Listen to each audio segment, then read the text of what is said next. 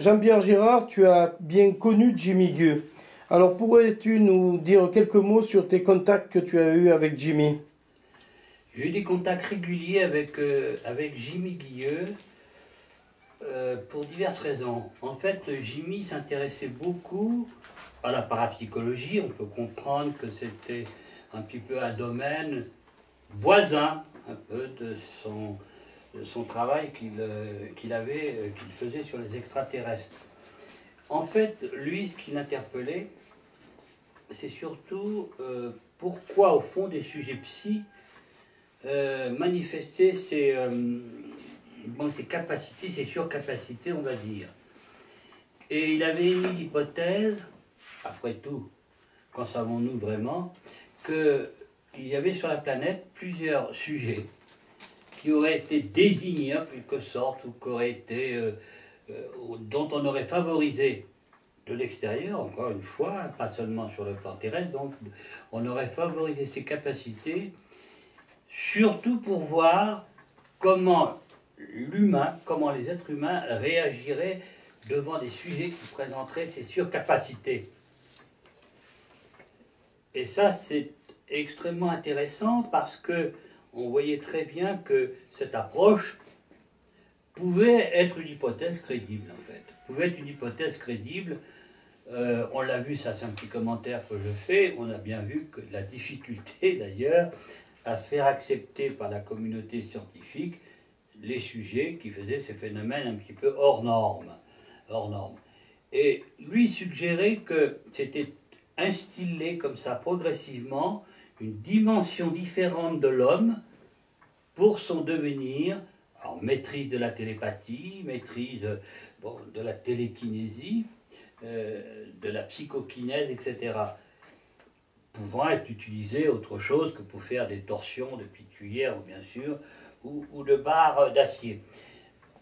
Donc, l'intérêt qu'il avait, encore une fois, c'était vraiment de tenter un rapport sur cela. Et en fait, il m'avait posé la question, d'ailleurs, de l'origine de mes phénomènes. Alors, l'origine est quand même curieuse. Certes, un orage, mais d'autres sujets où il a même le même sort, si je puis dire, c'est qu'ils ont subi un... Alors, peut-être lui interpréter ça comme un faisceau de lumière, quelque chose, voilà, qu'on pouvait considérer pour les personnes qui étaient témoins de cela, bon, comme la foudre. D'ailleurs, souvent contemporain. Et j'ai toujours parlé, d'ailleurs, de la foudre que j'avais reçue à l'âge de 7 ans, qui a déclenché, au fond, cette harmonie des divers étages de conscience, supprimer les censures qu'on peut avoir, même gamin, dans nos archétypes, dans notre inconscient collectif, donc sur la possibilité de faire ces phénomènes. Alors c'est extrêmement intéressant. Il venait, je l'ai vu plusieurs fois, il venait me voir dans ce beau sud-ouest, dans la région de Cahors, où j'avais une propriété et puis je dirigeais une de mes sociétés. Et c'était vraiment très chaleureux. J'aimais le personnage, il était très fascinant. Ce petit bonhomme qui était plus petit que moi, c'est tout dire, mais c'est vraiment très fraternel, ce que je lui adresse, là, s'il m'écoute dans l'au-delà. Et il venait accompagné de sa collaboratrice, et nous passions des soirées, effectivement, extrêmement chaleureuses, autour des bons plats régionaux. Alors, une chose qui l'avait interpellé aussi, il savait que j'avais sévi quand même quelques années dans le domaine des technologies de pointe, et notamment de l'armement. Là, il souhaitait faire un rapprochement, en fait, entre lui, ce qu'il avait étudié, des écrits anciens, pas seulement la Bible, qu'on nous sort régulièrement, où il y a des symboliques, notamment dans le livre de Daniel, dans les livres comme ça, où il y a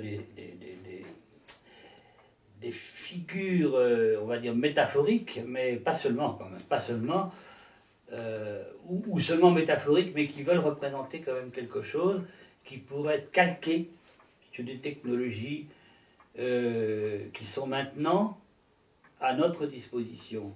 Je pense aux faisceaux laser, je pense à toutes ces ondes millimétriques qui donnent des éléments. Et je pense aussi eh bien, aux ondes de pression, qu'on appelle les infrasons.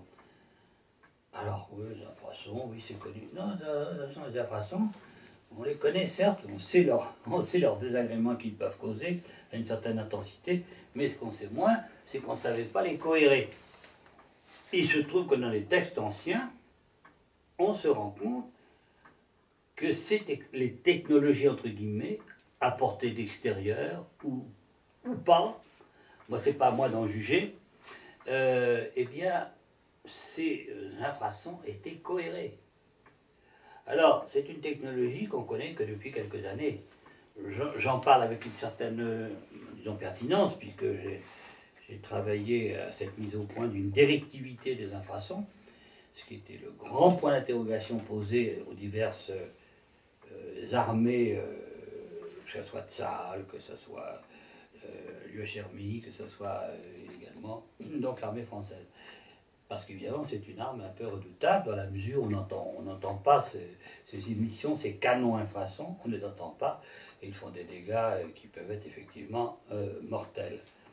Alors ce qui est navrant, et nous en avions parlé à l'époque, c'est toujours dans ces technologies émergentes où la notion de pouvoir va prévaloir sur la notion, au fond, d'aide voilà, aux populations. C'est toujours la notion de pouvoir, mais ça c'est une manie qu'a l'être humain. Ça remonte peut-être à l'âge dans les tribus ou entre tribus, d'essayer de dominer l'autre. Je n'en sais fiche rien, mais c'est une constatation. L'arme atomique en est bien un exemple. On a plus détruit avec l'arme atomique, ne serait-ce que par les essais des radiations émises, que pour traiter des néoplasmes, enfin des cancers. Hein. Je crois qu'il faut être aussi clair sur ce sujet. Donc ça l'avait interpellé, quand je lui avais dit qu'on avait, il ne le savait pas bien sûr, parce qu'à l'époque c'était un petit peu secret défense, ça l'est toujours sur le mode opératoire, mais maintenant nous le savons, ces canons ont été utilisés en Irak, notamment sur camions. Et moi je l'avais vu à l'époque en Union soviétique, où une salle d'une centaine de personnes avait été complètement immobilisée et tombée en profonde, on va dire, léthargie. Voilà. Alors, et puis, il s'intéressait vraiment à ce sujet des sujets psy. Il a commis un ouvrage d'ailleurs, que j'aimerais bien retrouver, sur, je ne sais plus comment ça s'appelle, je crois les paranormaux, le sujet, enfin bref. Alors Jimmy, on sentait un homme écorché quand même. On sentait un homme qui avait dû être, et qui était sans doute un peu attaqué régulièrement, et qui, malgré tout, avait une belle foi dans ce qu'il faisait, dans ses recherches. Alors, c'est vrai qu'on a un peu abusé. Ouais, je vois qu'on me tend, que Gilbert Attard me tend le livre du paranormal. Et je sais qu'il a écrit un ouvrage spécialement sur les sujets, qui est d'un format un peu plus important. C'est peut-être celui-ci qui est condensé. C'est une réédition. C'est une réédition. Où il a la gentillesse de parler de votre serviteur. Bref, alors évidemment, il a été très attaqué. Je sais bien, quand je l'avais rencontré, enfin qu'il avait la gentillesse de venir me voir, on sentait un homme écorché quand même, un homme écorché. Et malgré tout, il faisait un travail intéressant. Il m'a montré un petit peu ses travaux, ses cassettes qu'il enregistrait et tout, qui était un travail vraiment pour informer le public, qui était absolument remarquable.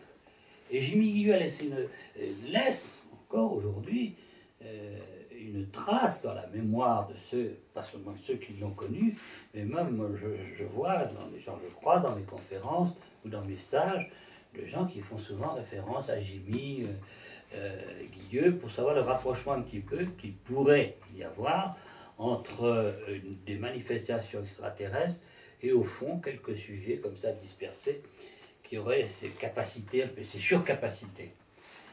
Et ça m'a fait beaucoup de peine de savoir, évidemment, de connaître sa disparition, car je crois qu'il n'est pas mort très âgé, Jimmy Guilleux. Je ne sais pas. Je sais que de Aix-en-Provence, il est ensuite Il est migré en Normandie, et je crois que ça l'a un petit peu... Ben, ça, je peux te le dire, oui, effectivement, je me rappelle, j'avais parlé avec lui, et effectivement, le fait de quitter Aix-en-Provence, il ne l'a pas fait de gaieté de cœur, quoi. Donc, c'était sa région, et il aimait cette région. Oui, et je crois que ça l'a marqué. Très certainement. Alors, moi, je peux que remercier Jimmy parce que l'empreinte qu'il a laissée, elle est là. Elle est là, elle est par ses écrits, par ce travail pugnace qu'il a pu mener contre vents et marées. Parce que, il me disait, moi, combien de fois il a été vilipendé, on le prenait un petit peu pour quelqu'un gentil, mais un petit peu bon, en dehors des réalités. Alors, c'est vrai qu'il a été abusé. Il y a eu quelques histoires, je ne me souviens plus d'ailleurs, parce que c'est pas forcément un besoin pour moi, mais il a laissé, et c'est bien ainsi, malgré tout, Jimmy Guilleux reste là, reste encore parmi nous, et pour les générations futures, ses écrits, ce qu'il a fait, je pense, seront comme des gens comme Powell, comme Berger, comme tous ces gens-là. Il laisse une trace intéressante dans la littérature et dans la documentation concernant les extraterrestres, où les gens, enfin personnellement je serais plus amené à considérer que ce n'est pas forcément des extraterrestres, mais ce sont des effractions de l'espace-temps, d'autres dimensions d'univers, des parallèles, comme dirait le physicien russe Linde ou Hubert Reeves, des multivers. Et parfois, accidentellement, il y aurait des effractions qui permettraient donc de s'affranchir en fait de la vitesse de la lumière. C'est différent. On serait dans des univers qui se côtoient, voilà. Au moment où je vous parle, peut-être qu'en claquant des mains, je suis en train de détruire un univers. Comme nous-mêmes, ça peut être une bulle de savon, entre guillemets, dans l'univers. Alors, ça peut paraître un peu fantaisiste, tout cela, mais des physiciens sérieux ils nous font des belles équations pour nous montrer cela. Enfin, je suis très heureux de cet hommage que Krops rend à notre ami Jimmy Guilleux, parce que ce sera un bel instant, enfin ça l'est déjà par cette interview, mais surtout ça va être un bel instant d'émotion, parce que chacun, et dans l'association Krops c'est le cas, qui ont connu Jimmy Guilleux vont revivre un petit peu ces instants. Et toi-même aussi, puisque tu seras parmi nous. Moi-même aussi, oui, j'aurai le plaisir, puisque l'association m'invite à sa commémoration. Alors, sa commémoration, ça fait tout de suite... Non, je pense que Jimmy, c'est un homme qui aurait apprécié que ça soit dans un climat convivial, fraternel. Il était très bon vivant. Ah oui, tout à fait. Et qu'on ne soit pas là à mettre des drapeaux en berne, etc., je ne sais quoi. Donc ça va être un beau moment pour restituer ce que nous avons passé, vécu avec lui. Moi, peu par rapport à certains, mais c'était toujours très intense, plusieurs jours qu'il consacrait dans cette belle région du Lot.